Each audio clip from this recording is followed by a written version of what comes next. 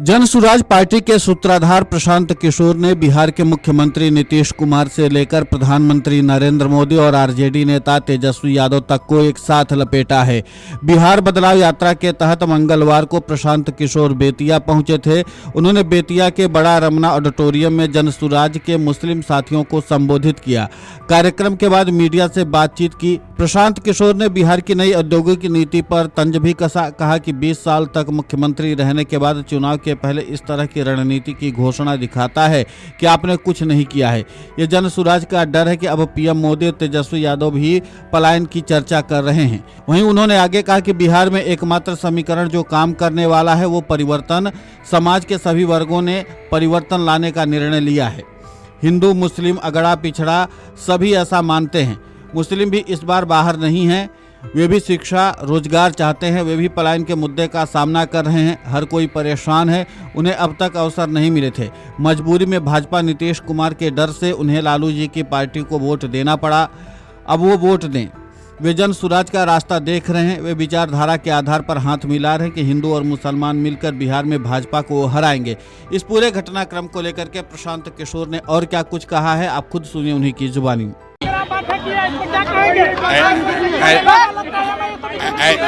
ऐसा है कि बिहार में एक ही समीकरण चलेगा, वो है बदलाव का समीकरण। ठीक है, सबने, समाज के सभी वर्ग ने, वो किसी जाति का हो, किसी धर्म का है, सबने तय किया है कि बिहार में बदलाव चाहिए, बिहार में एक नई व्यवस्था चाहिए और उसमें हिंदू, मुसलमान, अगड़ा पिछड़ा सारे लोग शामिल हैं। मुसलमान उससे अलग नहीं है। क्या मुसलमानों को अपने बच्चों के लिए पढ़ाई नहीं चाहिए? क्या मुसलमानों के बच्चे बेरोजगार नहीं हैं? क्या मुसलमानों के बच्चे पलायन नहीं कर रहे हैं? सारे लोग परेशान हैं। अभी तक उनके पास अवसर नहीं था, रास्ता नहीं था, तो कहीं ना कहीं भाजपा और नीतीश से डर के उनको लालू जी को वोट देना पड़ता था। अब उनको ये रास्ता दिख रहा है, जन सुराज का रास्ता दिख रहा है, तो सारे लोग विचारधारा के आधार पर जो समीकरण जन सुराज बता रहा है कि MY समीकरण नहीं चाहिए, विचारधारा आधारित समीकरण चाहिए, वो समीकरण चाहिए जहां आधे से ज़्यादा हिंदू विचारधारा के आधार पर मुसलमानों के साथ मिलकर भाजपा को यहाँ शिकस्त देंगे और बिहार में तरक्की भी होगी और भाजपा को हराया भी जाएगा। वहीं पीके ने आगे कहा कि जन सुराज के प्रयास से अभी पेंशन बढ़ गई है, मानदेय बढ़ गया है, अभी शुरुआत है, आगे देखिए क्या क्या होता है। उन्होंने कहा कि जन सुराज की व्यवस्था बनी तो छठ के बाद बिहार का कोई युवा 10-12 हजार रुपए के लिए बाहर नहीं जाएगा।